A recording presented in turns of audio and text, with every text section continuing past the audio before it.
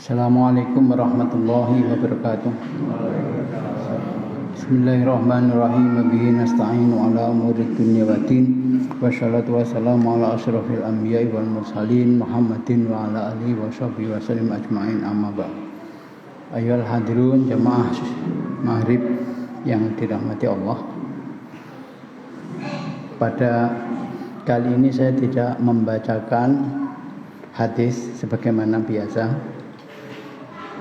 Perkenan kami ingin menyampaikan catatan atau mungkin rangkuman dari beberapa hadis yang akhir-akhir ini kita sudah bacakan. Berkenaan dengan ada pertanyaan dari jamaah, bagaimana kalau begitu tata cara melaksanakan khususnya terkait dengan sholat sunnah rawatib. Jamaah rahimakumullah, sebagaimana kita ketahui bahwa dalam sistem hukum Islam, Quran dan juga hadis itu adalah sumber dari hukum. Oleh karena itu, kadang kita tidak bisa serta-merta dari sumber itu langsung bisa mempraktekannya, karena barangkali harus membaca banyak sekali hadis. Kalau Quran sudah sangat jelas ya, Quran ini tidak ada satupun tentang ayatnya yang meragukan. Semuanya bersifat kebenaran yang dijamin Allah. Adapun hadis itu barangkali karena latar belakang peristiwanya dan seterusnya itu bisa bersifat saling melengkapi atau bahkan membatalkan satu dan yang lain, yang disebut nasakh mansukh. Hadis yang dibatalkan oleh hadis yang lain dalam peristiwa yang berbeda. Untuk itu maka kita perlu memahami apa yang disebut ilmu syariah atau hukum-hukum dalam kerangka melaksanakan syariah Islam ini. Yang disebut kumpulan atau sistematika hukum itu adalah disebut kitab fikih yang dilakukan oleh para ulama yang mengklasifikasi paling kurang tentang hukum-hukum syar'i terkait dengan ibadah itu ada 4 kelas. Yang pertama misalnya hukum wajib, yang kedua sunnah, yang ketiga makruh, yang keempat haram. Secara singkat, wajib adalah perkara yang definisi operasionalnya diperintahkan untuk melaksanakannya, meninggalkannya dosa, melaksanakannya sebagai kewajiban. Sunnah, bobot yang ada di bawahnya, melaksanakan sebagai yang diutamakan atau merupakan kebaikan, meninggalkannya bukan dosa. Makruh, kebalikan dari sunnah, melaksanakan itu tidak dianjurkan, meninggalkan itu yang dianjurkan. Haram, kebalikan dari wajib, melaksanakan malah justru dilarang, meninggalkannya yang justru diperintah. Ini kurang lebih sistematika klasifikasinya begitu. Adapun apa yang kita baca tentang yang disebut sholat nafilah atau disebut jamaknya nawafil atau sunnah rawatib, terambil dari kata rotaba.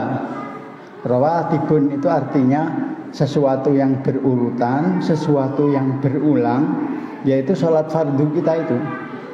Oleh karena itu di masyarakat kita juga menyebut imam rawatib. Itu artinya adalah imam yang berhubungan dengan sholat fardu. Imam rawatib ya sholat yang sudah ditetapkan waktunya itu mulai dari subuh, zuhur, asar, maghrib, isya, kembali ke subuh. Adapun antara sholat-sholat itu ada yang disebut sholat sunnah.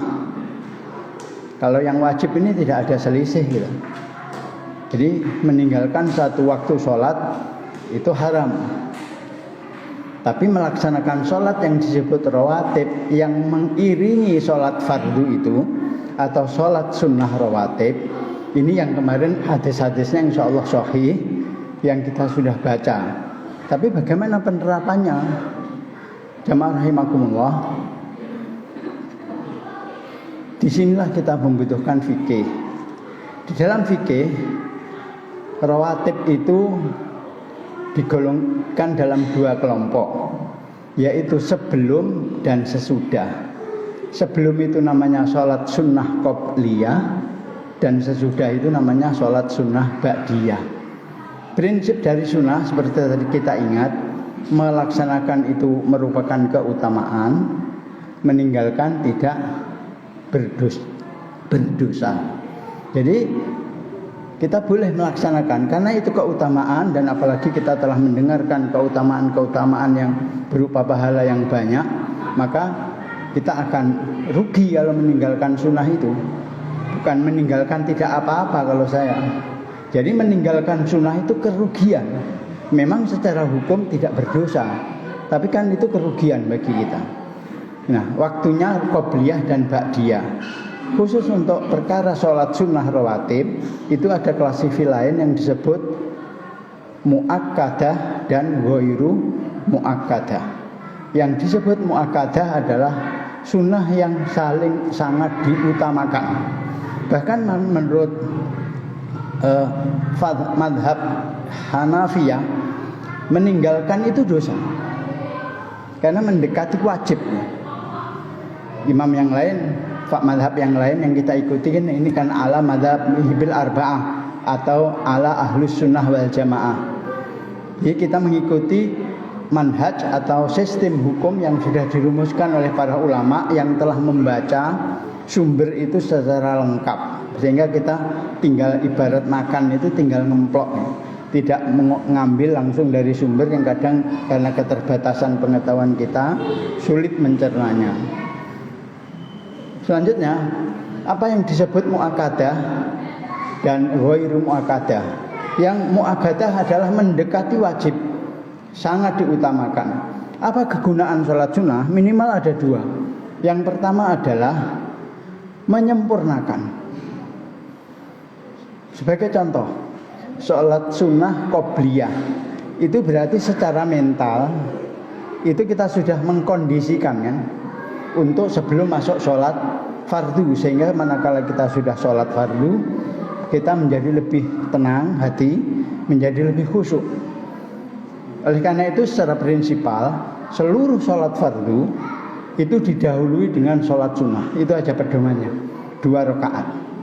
Sholat sunnah kecuali witir dilakukan secara 2 rakaat salam, 2 rakaat salam. Itu yang pertama, menyempurnakan. Yang kedua, menutup kekurangan.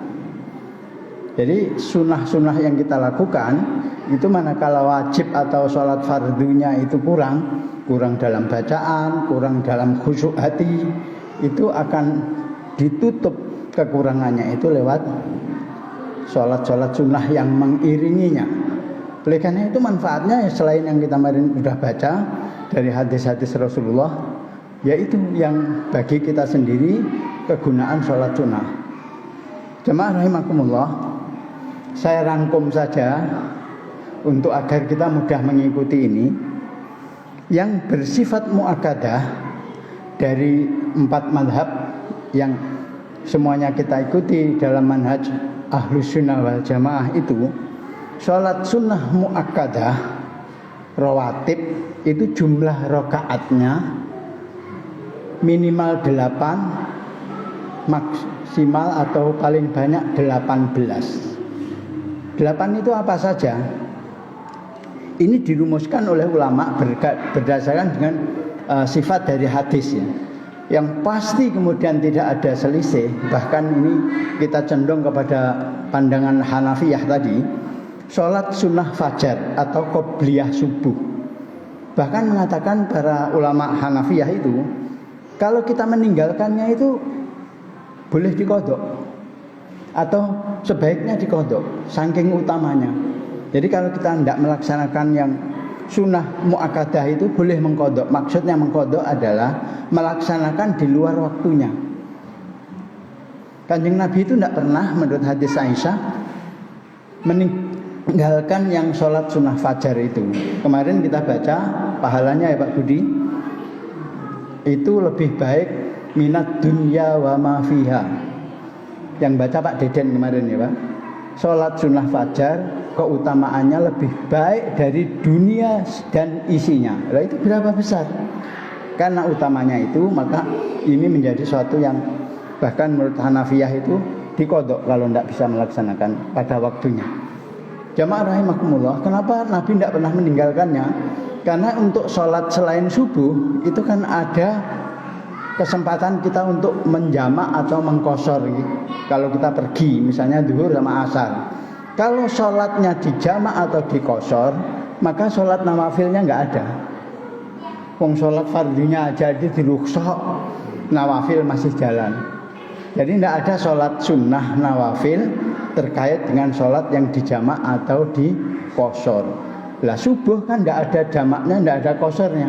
Jadi mesti terlaksana sholat sunnah qobliyah subuh 2 rakaat. Jamaah rahimakumullah, saya urutkan yang 8 itu seperti apa. Jadi ini macam-macam, ulama berbeda dalam mengklasifikasikan terkait dengan mu'akkadah atau ghairu mu'akkadah. Kita ambil pedoman yang 8 saja ya. 8 itu adalah qobliyah subuh 2 rakaat, zuhur 2 rakaat.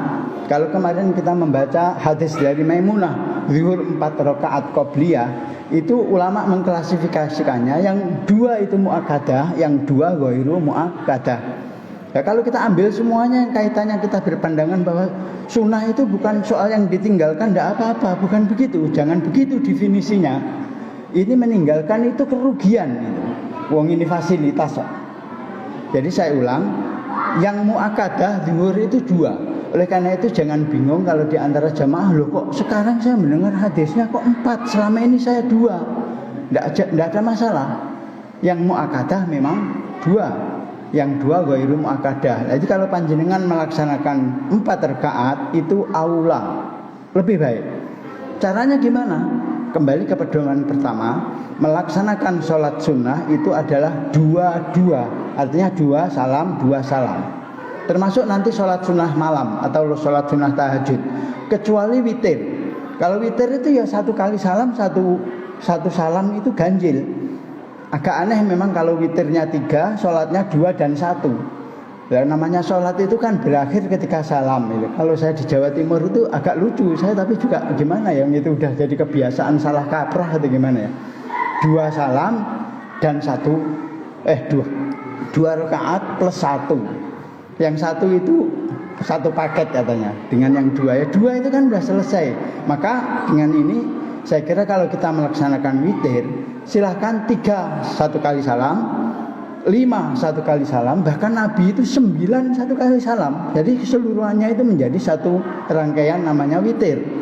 Kalau 2-1 berarti yang 2 itu sholat tahajud, yang 1 witirnya kan gitu. Kalau 5-4 itu tahajud, 1 witirnya. Jadi witirnya itu ganjil. Jadi begitu prinsipnya, sholat sunnah itu adalah 2-2-2. Selanjutnya zuhur tadi qobliyah 2, ba'diyah 2. Asar itu tidak ada qobliyah, tidak ada ba'diyah. Maghrib tidak ada qobliyah, yang ada ba'diyah. Ini yang mu'akkadah ya, minimal jumlah yang 8 tadi. Isya itu 2, jumlahnya 10.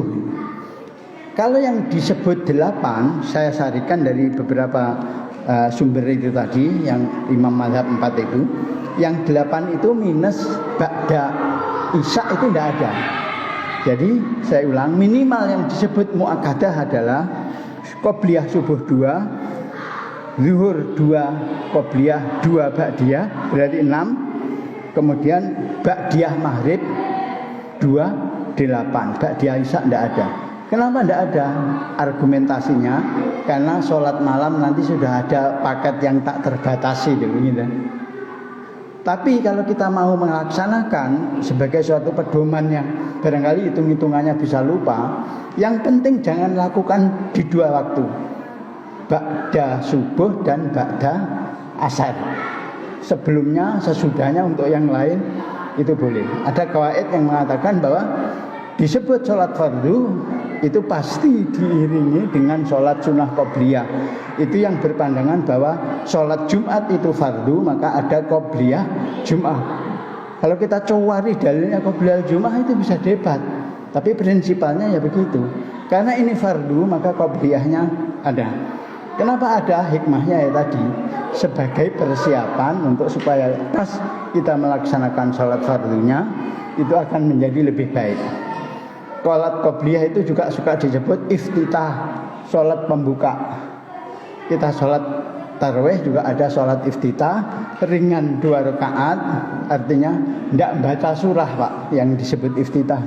Yang penting berarti sudah ada dalam kondisi sholatnya setelah masuk sholat fardu, hati kita menjadi lebih baik, secara mental menjadi lebih siap. Demikian ibu-ibu, bapak-bapak sekalian, dengan demikian maka laksanakan suatu kesunahan sebagai keutamaan.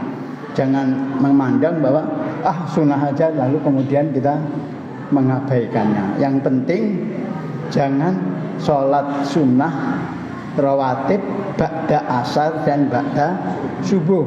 Yang lain itu anggap aja semuanya muakkadah. Wabillahi taufiq wal hidayah. Assalamualaikum warahmatullahi wabarakatuh.